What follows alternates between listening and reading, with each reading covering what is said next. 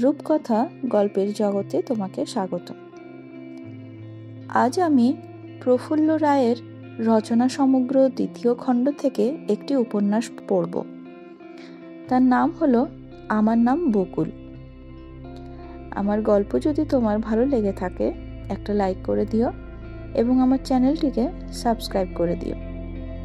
তো চলো আজকের গল্প পড়ি। আমার নাম বকুল। আপনারা আমাকে চেনেন না, অথচ কি মজার ব্যাপার দেখুন, রোজই ঠেলাঠেলি করে আপনাদের সঙ্গে ভিড়ের পাশে বসেছি, রেস্তোরাঁয় চা খেয়েছি, সিনেমাও দেখেছি। এই শহরে আজকাল হঠাৎ হঠাৎ ট্রাম বাস বন্ধ হয়ে যায়। তেমন কিছু ঘটলে 8-10 মাইল হেঁটে আপনাদের সঙ্গে আমাকে বাড়ি ফিরতেও হয়। আপনারা যেখানে আমিও ঠিক সেইখানে। কলকাতা নামে 70 লক্ষ লোকের এই বিশাল শহর সব সময় বারুদ হয়ে আছে, যখন তখন সেটা ফেটে পড়ে। আর সেই সময় ফুটন্ত দুধের মতো আপনাদের সঙ্গে আমিও টকবক করি। যখন খবরের কাগজে দেখি আরেকটা কারখানার ক্লোজার হলো কিংবা আরেকটা অফিস দিল্লিতে উঠে গেল, আপনাদের মতো আমারও বুকের ভেতরটা কাঁপতে থাকে। চোখের সামনে যেন দেখতে পাই আরও কয়েকশো মানুষের ওপর মৃত্যুর ঠান্ডা হাত নেমে আসছে। এত কাছাকাছি আছি, তবু আপনারা হয়তো চোখ ফিরিয়ে আমার দিকে কোনোদিন তাকাননি, কিংবা তাকালেও মনে করে রাখেননি। মনে রাখবার মতো কী বা আছে আমার। কিন্তু আমার ইচ্ছা আপনারা আমার দিকে একটু তাকান, আমার কথা একটু শুনুন। আমার নিজস্ব কিছু দুঃখ আছে, কিছু সমস্যা। সেগুলো ফাঁদের মতো চারদিক থেকে আমাকে আটকে রেখেছে। সেখান থেকে কিছুতেই বেরিয়ে আসতে পারছি না। সাঁতার না জানা মানুষের মতো অথই জলে আমি ক্রমশ ডুবে যাচ্ছি। জানি বলবেন এসব শুনে আপনাদের কী লাভ, ক্ষতিও তো কিছু নেই। মানুষ অনিচ্ছায় কত কী তো করে। যে মেয়েটা সব সময় আপনাদের সঙ্গে সঙ্গে আছে, তার একটা অনুরোধ না হয় রাখলেনি। আমার নাম বকুল। নামটা আমার মায়ের দেয়া। ফুলের নামে মা নাম রেখেছিল কেন? সে কি এই ভেবে ফুলের গন্ধের মতো আমার সুঘ্রাণে চারিদিক ভরে যাবে? আমার মা নেই, সেই কোন ছোটবেলায় তাকে হারিয়েছি। আমার বয়সে তখন 5ও হয়নি। মায়ের কথা আমার মনে পড়ে না। অনেকক্ষণ ভাবলে লালপাড় একটা শাড়ি, মস্ত সিঁদুরের টিপ, পান পাতার মতো একটা মুখ আবছাভাবে চোখের সামনে ভেসে ওঠে। অবশ্য আমার বাক্সে মায়ের একটা ফটো আছে। অনেক কাল আগে পূর্ব বাংলার এক মফস্বল শহরে তোলা হয়েছিল। ফটোটা এত বাজে যে ওটা থেকে মায়ের চোখ মুখ কেমন ছিল কিছুই বোঝা যায় না। ওই অকেজো ছবিটা আর আমি, এছাড়া পৃথিবীতে মায়ের অন্য কোনো স্মৃতিচিহ্ন নেই। মা বেঁচে থাকলে বলতে পারত তার দেওয়া নামটা কতখানি সার্থক করতে পেরেছি। তবে আমাকে যারা চেনে তারা বলে আমি মেয়েটা নাকি খুব ধীর, নম্র, শান্ত। অন্যের জন্য স্যাক্রিফাইস করে করেই শেষ হয়ে যাচ্ছি। যে যাই বলুক, কিন্তু নিজে জানি আমি খুব দুর্বল এবং ভীরু। একটুতেই ভেঙে পড়ি, আবার একটুতেই উচ্ছ্বাসিতও হই। শোক বা দুঃখ যতই তুচ্ছ হোক, ঢেউয়ের মাথায় মোচার খোলার মতো আমি দুলতে থাকি। বিজন বলে ইচ্ছে করলে যে কেউ তোমাকে ভাসিয়ে নিয়ে যেতে পারে। কিন্তু বিজনের কথা এখন না, পরে। আমি থাকি শহরতলি ছাড়িয়ে আরও কিছুটা দূরে। সারি সারি যে রিফিউজি কলোনিগুলো রাস্তার ধারে জড়াজড়ি করে রয়েছে, তার গা ঘেঁষে একটা সৃষ্টি ছাড়া চেহারার একতলা বাড়িতে। এসপ্ল্যানেড থেকে প্রাইভেট বাসে উঠলে সেখানে পৌঁছাতে ঝাড়া 1.5 ঘন্টা লেগে যায়। ভাড়া 30 পয়সা। ওই বাড়িটায় আর যারা যারা থাকে তারা হলো আমার বাবা, আমার সৎ মা, 3 সৎ ভাই এবং 1 সৎ বোন। আমার নিজের কোনো ভাই বোন নেই। সৎ ভাইদের নাম হাবু, গণেশ আর বাচ্চু। একটা করে পোশাকি নামও তাদের আছে, কিন্তু সেগুলো কাজে লাগে না। জাদুঘরে মৃতদেহের মতো স্কুল কলেজের রেকর্ডে ওই নামগুলো সাজানো আছে মাত্র। সৎ বোনের নাম নীলিমা। বছর 4 আগে তার বিয়ে হয়েছিল। হলে কি হবে, মাসে 15-20 দিন অন্তত সে আমাদের বাড়িতেই থাকে। নীলিমা একাই না, সঙ্গে তার স্বামীও। এদের কথাও এখন না, পরে। আমি ডালহৌসি স্কোয়ারের একটা বড় মার্চেন্ট অফিসের টাইপিস্ট। আমার বয়স এখন ঠিক 30। অতটা অবশ্য দেখায় না। আমার অফিসের বন্ধু কনক প্রায় রোজই গালে টুসকি মেরে বলে, 12 বছর আগে যেদিন চাকরি জয়েন করতে এলি সেদিন তোকে যেমন দেখেছি আজও তাই আছিস, সেই রকম অষ্টাদশী। তোর বয়স আর বাড়ল না বকুল। এটা কনকের বাড়াবাড়ি, অষ্টাদশী না আরো কিছু। তবে 5-6 বছর কমিয়ে দিয়ে 24-25 বলি কেউ অবিশ্বাস করবে না। আসল বয়সটা বললেই বরং চোখ টোক কুচকে বলবে, ওল্ড লেডি হবার এত শখ কেন? তোমার সব কিছুটা উল্টো। লোকে বয়স কমায়, তুমি বাড়াও। আরেকজন আছে যে 18-তেও খুশি না, পারলে আরো 2 বছর কমিয়ে দেয়, সে বিজন। আবার বিজনের কথা এসে গেল, কিন্তু না, এখন শুধু আমার কথা। পোশাক টোশাক আমার খুবই সাদামাটা। বেশি রংচং কিংবা জবরজং সাজগোজ ভালো লাগে না, চোখে যেন বিনতে থাকে। সাদা শাড়িতে সামান্য কিছু কাজ থাকবে, নয়তো ছোটখাটো 2-1টা ফুল লতা পাতার ছাপ, এটাই আমার সবচাইতে পছন্দ। সাদা না পেলে খুব হালকা মোলায়েম রঙের কাপড়ও চলতে পারে। একটু আধটু যে না সাজি তা নয়, হাজার হোক মেয়ে তো। চোখে সরু করে কাজল টানি, মুখে একটু আধটু পাউডার মাখি, কখনো সখনো স্নোকি ক্রিম।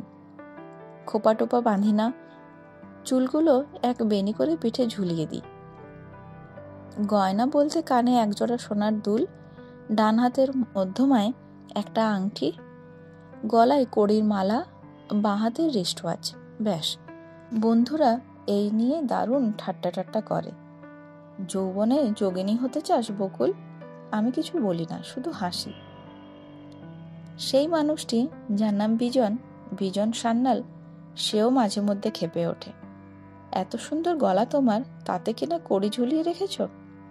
চলো আজই একটা সোনার হার কিনে দেব। ওই দেখুন, বারবার বিজন চলে আসছে, অথচ এই মুহূর্তে তার কথা আমি বলতে চাই না। আমাকে দেখতে কেমন? এবার কিন্তু ভারী বিপদে ফেললেন। নিজের রূপ লাবণ্যের বর্ণনা দেবার মতো অস্বস্তিকর ব্যাপার আর কিছু নেই, অন্তত আমার মতো মেয়ের পক্ষে। আমার ঘরে একটা বড় আয়না আছে, রোজই একবার না একবার ওটার সামনে গিয়ে দাঁড়াই। কাঁচের ওপর যে প্রতিবিম্ব পড়ে তা দেখে মুগ্ধ হবার দিন কবেই ফুরিয়ে গেছে।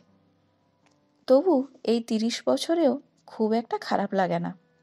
ইচ্ছে হয় অনেকক্ষণ তাকিয়ে তাকিয়ে দেখি। আমার মুখ লম্বাটে, অনেকটা ডিমের মতো, ঘন পালকে ঘেরা বড় বড় চোখ, পাতলা নাকটা সোজা কপাল থেকে নেমে এসেছে। ফুলদানির মতো গোল গলা আমার, মসৃণ ঘাড়, কণ্ঠার হাড় পেরেকের মতো ফুটে বেরোয়নি। নির্ভাজ ত্বকে এখনো অনেকখানি সজীবতা আছে। গায়ের রং আশ্বিনের রোদের মতো। আর কেউ লক্ষ্য করুক বা নাই করুক, আজকাল আমার মুখে ময়লার মতো কালচে ছোপ পড়ছে। ক্রিম বা পাউডার টাউডার মাখলে ওটা চাপা পড়ে যায়, কিন্তু আমি জানি এই ময়লাটা বয়সের দাগ। খুব বেশি দিন ওটা ঢেকে রাখতে পারবো না। সে যাই হোক, বছর আগেও রাস্তায় বেরোলে নানা রকম মন্তব্য কানে আসে। চায়ের দোকান থেকে কেউ কেউ চেঁচিয়ে বলতো, মায়েরা জামু হালায়। কেউ বা গলা কাঁপিয়ে কাঁপিয়ে গাইতো, প্রাণ সজনী যাইস না রে তুই পরাণে ঢেউ দিয়া। ট্রাম বাসে উঠলে আমার চারপাশে মৌচাকের মতো ভিড় জমে যেত। তখন আমি চোখ তুলে কোনো দিকে তাকাতে পারতাম না, কান টান দিয়ে আগুন ছুটতে থাকতো যেন। আজকাল এসব সহজ হয়ে গেছে, তবে এই 30 বছর বয়সেও টের পায়। রাস্তায় নামলে দুধারে গুঞ্জন ওঠে। খুব যে একটা খারাপ লাগে তা নয়। আমাকে নিয়ে সব ব্যাপারেই কনকের উচ্ছ্বাস। সে বলে, বিউটি কন্টেস্টে একবার নাম দে বকুল, শিওর ফার্স্ট প্রাইজটা পেয়ে যাবি। কনকের কথা আমার এক কান দিয়ে ঢোকে, তখনই আরেক কান দিয়ে বেরিয়ে যায়। বিজন অবশ্য কিছু বলে না, শুধু পলকহীন তাকিয়ে থাকে।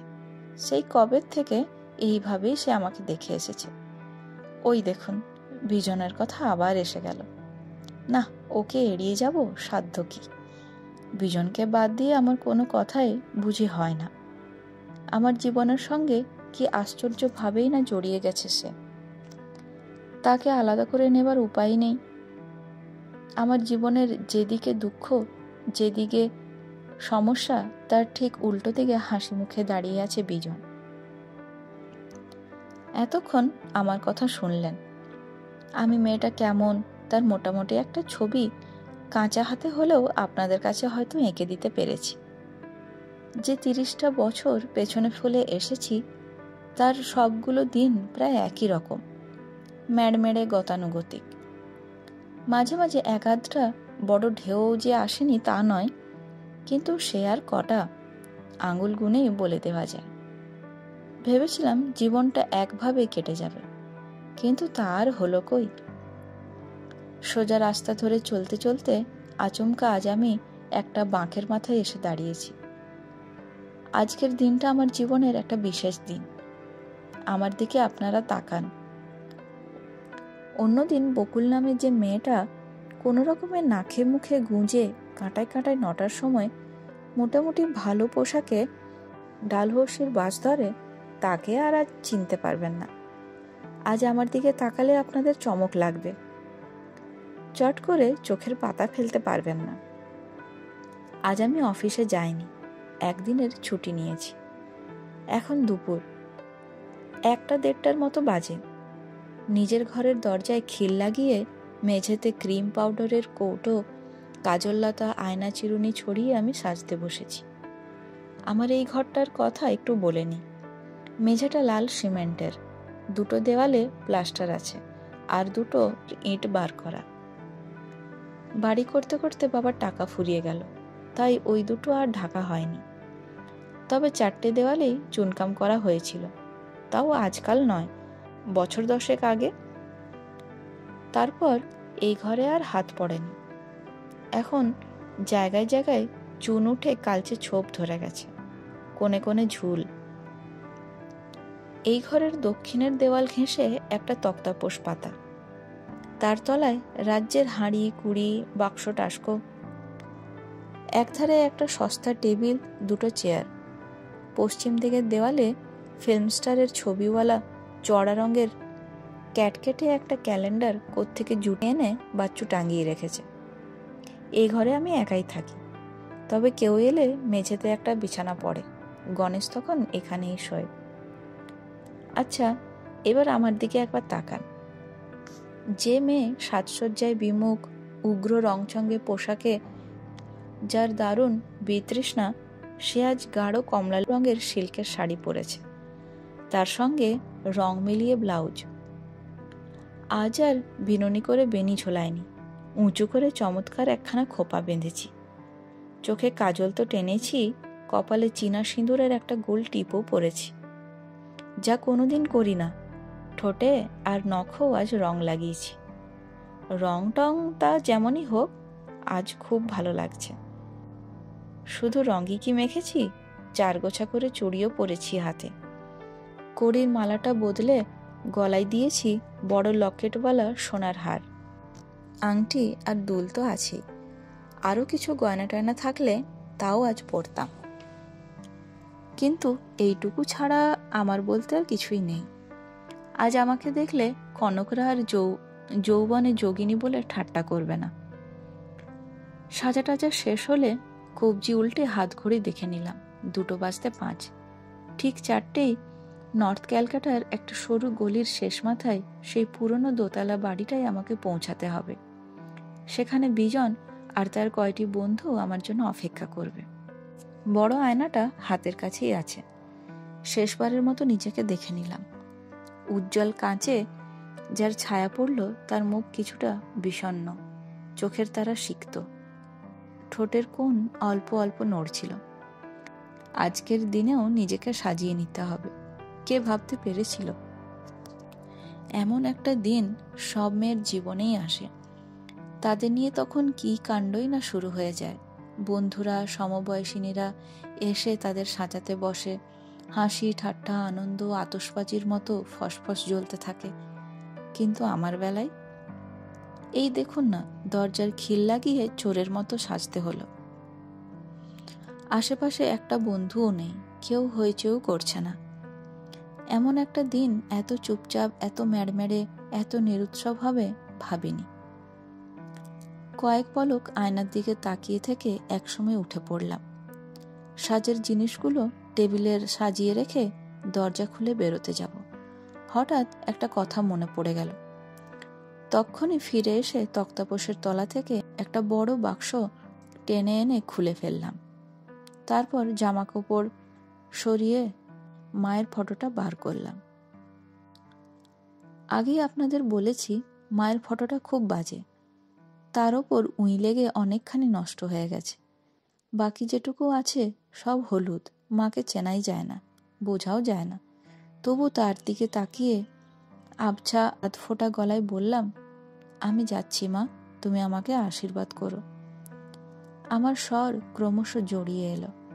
টের পাচ্ছি চোখ জলে ভরে যাচ্ছে। তাড়াতাড়ি মায়ের ফটোটা বাক্সে রেখে তালা বন্ধ করে ফেললাম। তারপর বাক্সটা তক্তাপোশের তলায় ঠেলে দিয়ে ঘরের বাইরে এসে দাঁড়ালাম। আমাদের বাড়িটার ছিঁড়ি ছাদ নেই, একটা না তিনখানা ঘর পূর্ব থেকে পশ্চিমে চলে গেছে। ঘর থেকে বেরোলেই লম্বা বারান্দা। বারান্দাটা মাটির, রোদ বৃষ্টি ঠেকাবার জন্য বাঁশের খুঁটি পুঁতে টালির শেড লাগানো হয়েছে। বারান্দার পূর্ব দিকে খানিকটা অংশ আবার দরমা দিয়ে ঘেরা। ছাদে টিনের একটা চালা। ইট, কাঠ, বাঁশ, টিন, দরমা এ বাড়িতে ইচ্ছামতো ব্যবহার করা হয়েছে। বাইরের দেওয়ালগুলোতে প্লাস্টার বলতে কিছু নেই। বর্ষার পর বর্ষা শ্যাওলা জমে জমে সারা বাড়িটায় স্থায়ী কালচে দাগ ধরেছে। এখানে ওখানে ইটের ফাঁকে ফাঁকে অসত্য আর নানা জাতের বুনো গাছের চারা মুখ বাড়িয়ে আছে। বাড়িটার আয়ু খুব বেশি দিন নেই। এই দুপুরবেলায় বাড়িটা নিঝুম। হাবু, বাচ্চু বা গণেশ কেউই এ সময় থাকে না। সারাদিনে কতক্ষণই বা থাকে? খাওয়া আর শোয়া ছাড়া বাড়ির সঙ্গে তাদের সম্পর্ক নেই। বাবা এখন অফিসে, নীলিমা কদিন ধরে শ্বশুর বাড়িতেই আছে। এই সময় থাকার মধ্যে শুধু মা। সৎমাকে মা বলাই তো নিয়ম।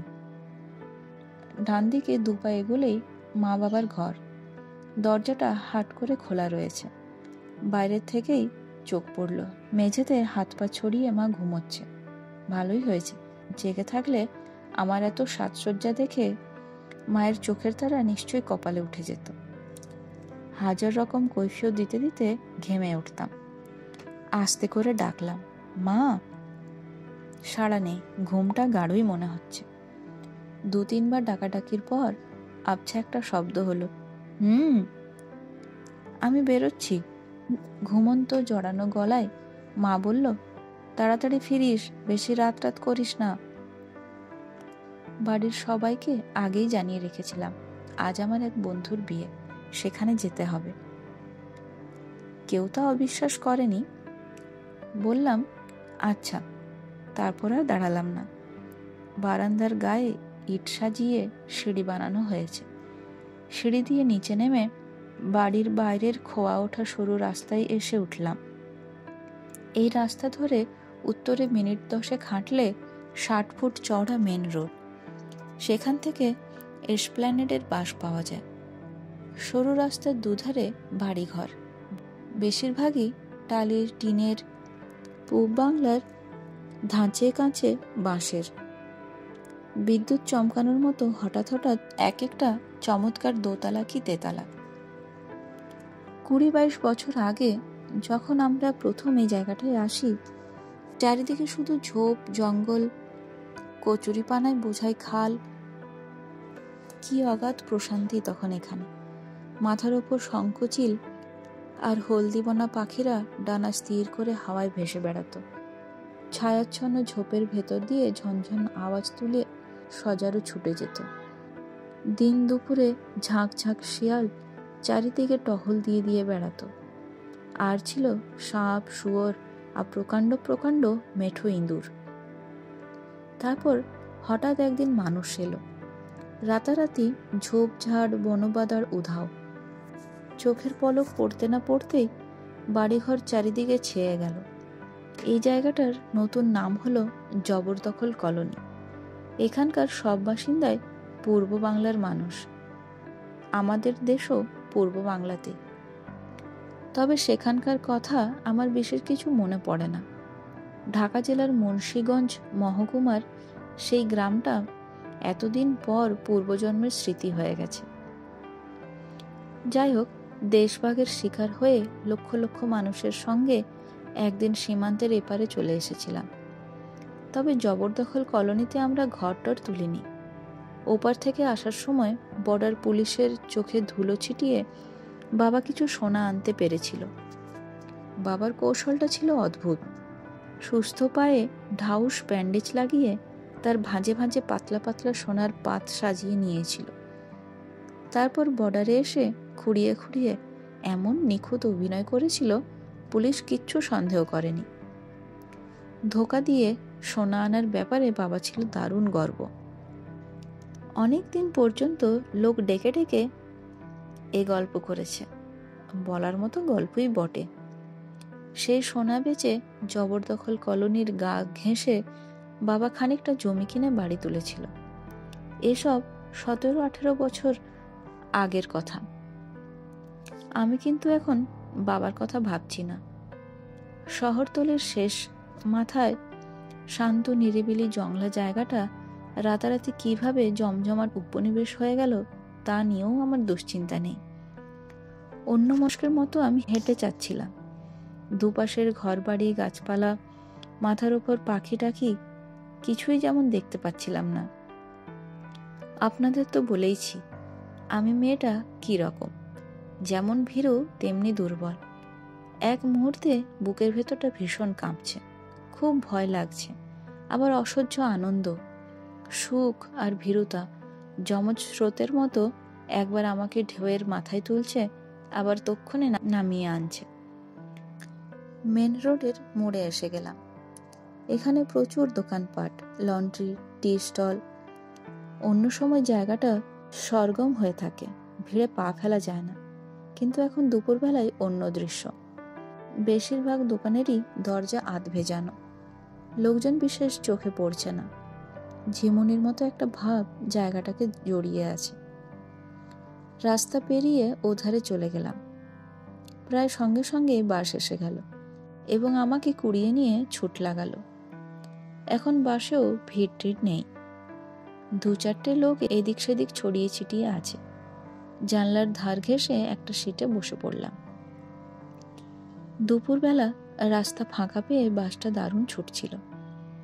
জানলার বাইরে সেই চেনা ছবি, রিফিউজি কলোনি, গভর্নমেন্ট হাউসিং স্কিমের অসংখ্য ফ্ল্যাট, মাঝে মধ্যে ফাঁকা মাঠ, ছোট খাল, বাঁশের সেঁকো, ন্যাড়া গাছের ডালে মাছরাঙা। 12-14 বছর ধরে দুবেলা নিয়মিত এইসব দৃশ্য দেখতে দেখতে আমার মুখস্থ হয়ে গেছে। এখন চোখ বুজেও বসে বলে দিতে পারি বাসটা কোথায় এলো, এখানে কি কি আছে। বাসটা যত এগোচ্ছে বুকের ভেতরটার সেই কাঁপুনিটা ততই বাড়ছে। মনটা অন্যদিকে ফেরাবার জন্য জানলার বাইরে তাকালাম। এখন আশ্বিন মাস, শরৎকাল। গলানো গিনির মতো তাজা উজ্জ্বল রোদে চারিদিক ভরে আছে। মাথার ওপর পেঁচা তুলোর মতো ভবঘুরে মেঘ। শরতের এই মেঘগুলোর মতি চঞ্চল, মন উড়ু উড়ু। কলকাতার আকাশ প্রায় সারা বছরই ধুলো মাখা, ধোঁয়ায় ঢাকা। ঘন বিষাদে সব সময় ঝাপসা হয়ে থাকে, শুধু এই আশ্বিনটা বাদ। এই সময়ে আকাশ যেন পালিশ করা নীল কাঁচ। আজ অনেক পাখি উড়ছে, আর আছে ঝরঝরিয়ে এলোমেলো হাওয়া।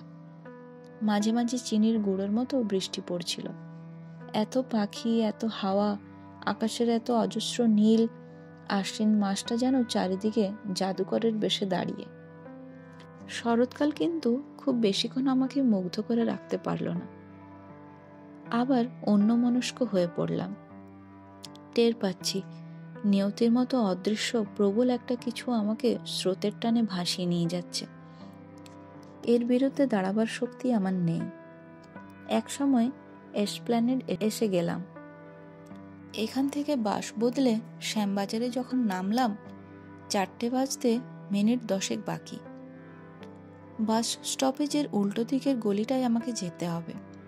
বিজনের সঙ্গে দিন 20-22 আগে একবার মোটে এখানে এসেছিলাম, তাও বেশ রাত করে। তবু দেখেই চিনতে পারলাম। রাস্তাঘাট একবার দেখলেই আমার মনে থেকে যায়, কিছুতেই আর ভুলি না।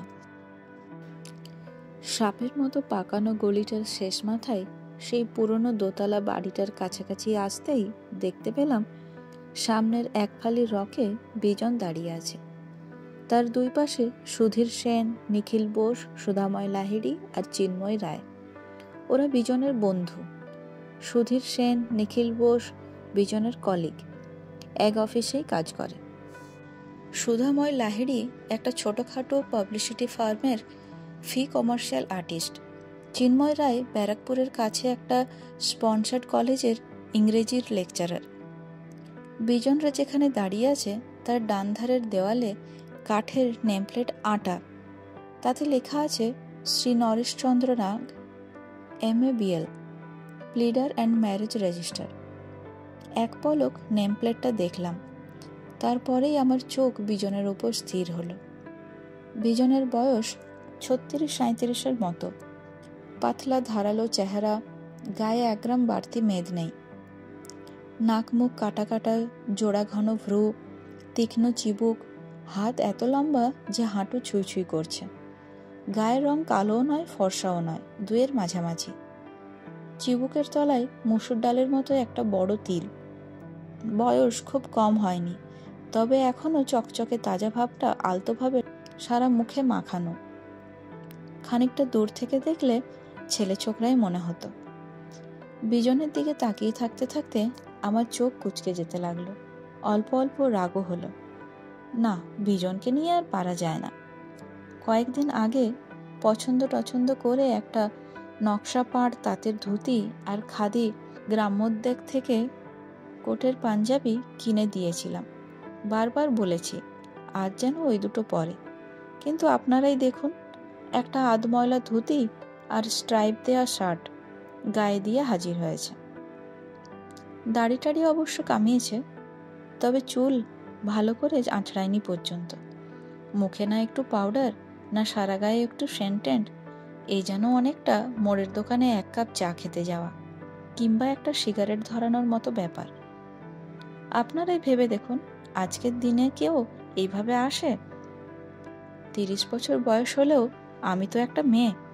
আমার সাতরাতগুলো এখনো একেবারে মরে যায়নি, কিন্তু সেদিকে বিজনের খেয়ালই নেই। আপনারা ওকে চেনেন না, কিন্তু 14-15 বছর ধরে আমি তো দেখছি কোনো কথাই বিজনের মনে থাকে না। কানের ভেতর যাই ঢুকে দিন না, তক্ষুনিও ভুলে যাবে। এমন ভুলো মানুষ আর দ্বিতীয়টি দেখিনি। এই পৃথিবীতে বিজন যেন খানিকটা অন্য মানুষের মতো দিন কাটিয়ে যাচ্ছে। সব জেনেও আমার রাগ কিন্তু যাচ্ছে না। আজকের দিনে একটু সেজে টেজে এলে মহাভারত কি এমন অশুদ্ধ হয়ে যেত? এই দিনটা এই জীবনে আর তো আসবে না। অথচ দেখুন, ও যা বলেছে আমি তাই করেছি। ওর পছন্দ মতো চুল বেঁধেছি, নখে রং লাগিয়েছি, সোনার গয়না টয়না পরেছি, সুন্দর করে নিজেকে সাজিয়েছি। কমলা লেবু রঙের সিল্কের শাড়িটা বিজনই কিনে দিয়েছিল। চড়া রংটা আমার ভালো লাগে না, তবু ও খুশি হবে বলে পরেছি। কিন্তু বিজন আমার কথা রাখেনি।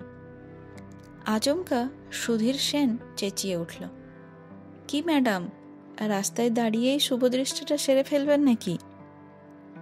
সুধীর সেন চিরকালেরই ফাজিল। চমকে চোখ নামিয়ে নিলাম। টের পেলাম আমার মুখে রক্তচ্ছ্বাস খেলে গেল। চিন্ময় রায় বলল, এখানে আর দাঁড়াতে হবে না, চলুন ভেতরে যাই। মুখ না তুলেই রকে উঠে এলাম। তারপর ওদের সঙ্গে বাঁ হাতে দরজা দিয়ে সামনের ঘরে ঢুকে পড়লাম। ঘরটাও প্রকাণ্ড, মাঝখানে বড় একটা টেবিল, তার ওধারে সিংহাসনের মতো গদিওয়ালা বড় চেয়ার, এধারেও কখানা ছোট ছোট কাঠের চেয়ার, মাথার উপর 2 ব্লেডওয়ালা পুরনো আমলের ফ্যান, একপাশে দেওয়ালের ধার ঘেঁষে তক্তাপোষ, তার উপর ছেঁড়া ময়লা ফরাস পাতা, অন্য 3 দিকের দেওয়ালের গায়ে 10-12টা আলমারি, মোটা মোটা আইনের বই আর জার্নালে ঠাসা। আলমারিগুলো আর আস্ত নেই, কাঁচ টাচ ভেঙে ধুলোবালি জমে ওগুলোর গা মাথা বোঝায়। দেখেই টের পাওয়া যায় 2-4 বছরের ভেতর আলমারিগুলো খোলা হয়নি। মোটা মোটা সব বই উই আর আরশোলার খাদ্য হয়ে উঠেছে। এক একজন এক একটা চেয়ারে বসে পড়লাম। প্লিডার কাম ম্যারেজ রেজিস্ট্রার রমেশচন্দ্র নাগকে এখন এই ঘরে দেখা যাচ্ছে না। তার চেয়ারটা ফাঁকা, খুব সম্ভবত ভেতরে আছেন। নিখিল বোস থলথলে ভারী মানুষ, মাংস এবং হাড়টাড়ের চাইতে তার গায়ে চর্বি বেশি। এই আশ্বিন মাসেও ভীষণ ঘাম ছিল। পাঞ্জাবিটা ফাঁক করে গলার কাছে বার কতেক ফু দিয়ে হাওয়া খাওয়ার চেষ্টা করল সে। বলল, উফ কি গরম, একেবারে বয়েলড হয়ে গেলাম। বলেই দেওয়ালের গায়ে সুইচ খুঁজে বার করে ফ্যানটা চালিয়ে দিল। ঘড়াং ঘড়াং করে পাখা ঘুরতে লাগলো। সুধাময় লাহিড়ী বলল, ফ্যানটা দেখেছিস? 1910-এর মডেল, যেন সুদর্শন চক্র রে, মাথার উপর ভেঙে না পড়লে হয়। সবাই হাসল। তারপর সুধীর সেন হঠাৎ আমাকে বলল, আপনার জন্যে খুব চিন্তায় ছিলাম ম্যাডাম। নখ খুঁড়তে খুঁড়তে আধ ফোটা গলায় বললাম, কেন? কেন বুঝতে পারছেন না? সত্যিই পারছিলাম না। তার দিকে তাকিয়ে ডাইনে বাঁয়ে মাথা নাড়লাম। সুধীর সেন আবার বলল, এর আগে 2 বার ম্যারেজ রেজিস্ট্রিকে নোটিশ দিয়ে শেষ পর্যন্ত আসেননি, মনে পড়ে? কি ভোগাঞ্জে ভুগিয়েছিলেন। বিজন শালার মুখ শুকিয়ে আমসি, ভাবলে বকুল রানী বুঝি ভোকাট্টা হয়ে গেল। দারুণ লজ্জা পেয়ে গেলাম। আপনা থেকেই আমার চোখ আবার মেঝের দিকে নামল। সুধীর সেন ঠিকই বলেছে। বছর 4 আগে একবার আর মাস 8 আগে একবার, মোট 2 বার বিয়ের সব ব্যবস্থা করেও আমি ম্যারেজ রেজিস্টারের অফিসে যাইনি। আমার দুর্বলতা, আমার দ্বিধা, আমার ভীরুতা যেতে দেয়নি। এরা যেন আঁচল ধরে আমাকে পেছন দিকে টেনে রেখেছিল। আজ অবশ্য 2 হাতে সব বাধা সরিয়ে আমি বেরিয়ে পড়েছি। আমার মতো মেয়েদের মধ্যে যে এতখানি দুঃসাহস ছিল, সেটাই আশ্চর্য। চিন্ময় রায় খুব বেশি কথাটা বলে না। মোটা ফ্রেমের চশমার ভেতর দিয়ে তাকিয়ে থাকে আর হাসে। মাঝে মধ্যে ফাঁকটাক বুঝে এক একটা মন্তব্য করে। সে বলল, এবারটাই লাস্ট, আজ যদি না আসতেন বিজন আপনার সঙ্গে আর রিলেশন রাখত না। মুখ ফিরিয়ে বিজনকে একবার দেখে নিলাম। সেও আমার দিকেই তাকিয়েছিল। চোখাচোখি হতেই হাসল। আমি আবার মেঝের দিকে তাকালাম। সুধীর সেন ওধার থেকে দুম করে বসে বলল, আজ আপনাকে টেরিফিক দেখাচ্ছে, যা সেজেছেন না। আমার ঘাড় ভেঙে মাথা আরও অনেকখানি ঝুঁকে পড়ল। সুধাময় লাহিড়ী বলল, ক্যামেরা এনেছি, যুগল মিলন হয়ে গেলে আজ গুনে গুনে 37খানা ছবি তুলব। বিজন কি বলতে যাচ্ছিল, বাড়ির ভেতর থেকে রমেশবাবু এ ঘরে এলেন। ভদ্রলোকের বয়স 60-এর ওপরে। মাথাটা এর মধ্যেই সাদা হয়ে গেছে। খুব শান্ত সুদর্শন চেহারা, পরনে ধপধপে ধুতি আর হাফহাতা পাঞ্জাবি, পায়ে সুরতোলা চটি। ওনাকে দেখে আমরা উঠে দাঁড়িয়েছিলাম। ব্যস্তভাবে রমেশবাবু বললেন, বসুন আপনারা, বসুন। বলতে বলতে সেই গদিওয়ালা প্রকাণ্ড ফাঁকা চেয়ারটায় বসে পড়লেন। তারপর আমরাও বসলাম। ভদ্রলোককে দেখে আমি কিন্তু ভীষণ নার্ভাস হয়ে পড়েছি। ঘাড় গলা ঘামে ভিজে উঠেছে। টের পাচ্ছি কপালে গালে চিবুকে ঘামের দানা জমেছে। অথচ আজ আমার জীবনে সবচাইতে সুখের দিন। বিজনের সঙ্গে মিনিট কয়েক গল্প টল্প করে রমেশবাবু বললেন, এবার তাহলে আসল কাজটা সেরে নেওয়া যাক। সবার হয়ে সুধাময় তক্ষুনি সায় দিল। নিশ্চয়ই, দেরি করার কি দরকার? আমাদের এক একজনকে এক এক জায়গায় ফিরতে হবে। দিনকাল যা হয়েছে, কখন ট্রাম বাস বন্ধ হয়ে যাবে। আসল কাজটা সারতে আধ ঘন্টাও লাগলো না। রমেশবাবু কিছু প্রশ্ন করলেন, সম্মোহিতের মতো উত্তর দিয়ে গেলাম। আরও কি কি সব কথা হলো। রমেশবাবু মন্ত্রের মতো নাকি অঙ্গীকার জাতীয় কি একটা বলে গেলেন। তার সঙ্গে সঙ্গে বিজন আর আমিও বললাম। তারপর বড় একটা বাঁধানো খাতায় বিজন আর আমি পাশাপাশি সই করলাম। সুধাময়রাও সাক্ষী হিসেবে সই করল। কয়েক মিনিটের মধ্যে আমি, বকুল, ভীরু দুর্বল একটা মেয়ে, একজনের আইনসম্মত স্ত্রী হয়ে গেলাম। এই দিনটাকে ঘিরে 8-10 বছর আগেও আমার কিছু স্বপ্ন ছিল। সেই স্বপ্নের রেশ এখনো একেবারে ঝাপসা হয়ে যায়নি। এক দঙ্গল বরযাত্রী নিয়ে টোপর মাথায় দিয়ে এই বয়সে যদি বিজন আমাদের বাড়ি যেত, খুবই লজ্জা পেতাম। তবে নিজেকে তো জানি, খুব একটা খারাপও লাগতো না। আমার এমন বিয়ে হবে কে ভেবেছিল? একটা শাঁখ বাজল না, উলুর শব্দ শোনা গেল না। চাল খেলা, জল খেলা, শুভদৃষ্টি, পুরুতের মন্ত্রপাঠ, বা বাড়ি ভর্তি লোকজন, আলো টালো, আমাকে ঘিরে আনন্দের বাণ ডাকল না। এমনকি আপনজন বলতে যারা, তাদের কেউই বিয়েতে আসেনি। আমি তাদের আসতে বলিনি। কেউ না দেখুক, কেউ না জানুক। শ্যামবাজারের অন্ধ গলিতে ধুলোবালি বোঝাই এক পুরনো বাড়িতে আমার বিয়েটা কিন্তু হয়ে গেল। আপনারাই বলুন, এমন বাহুল্যহীন, কাটছাট, মেড ইজি মার্কা বিয়েতে কোনো মেয়ের মন ভরে? বিজনরা রমেশবাবুর ফি মিটিয়ে দিয়ে একসময় বলল, এবার আমরা আসি। রমেশবাবু বললেন, আসুন। বিজনরা উঠে পড়ল। ওদের দেখা দেখি আমিও উঠলাম। হঠাৎ আমার কি একটা হয়ে গেল। 2 পা এগিয়ে রমেশবাবুর পা ছুঁয়ে প্রণাম করলাম। মনে মনে যে চেয়েছিলাম আজকের দিনে কেউ আমাকে একটু আশীর্বাদ করুক। বাবার বয়সে বৃদ্ধ মানুষটি পা সরিয়ে নিলেন না। আমার মাথায় একটা হাত রেখে প্রসন্ন মুখে বললেন, উকিল হিসেবে আমি ব্যর্থ, কিন্তু বিয়ের পুরুষ হিসেবে খুবই সাকসেসফুল। আমার হাত দিয়ে কম করে 500-700 বিয়ে হয়েছে, সবগুলো হ্যাপি ইউনিয়ন। ঈশ্বরের কাছে প্রার্থনা করি আপনারাও সুখী হন। বৃদ্ধ সৌম্য মানুষটির শুভকামনা এবং আশীর্বাদ খুব ভালো লাগলো। একটু পর আমরা বাইরে বেরিয়ে গেলাম। নমস্কার। পরবর্তী পর্ব জানার জন্য আমার গল্প শুনতে থাকুন। নমস্কার।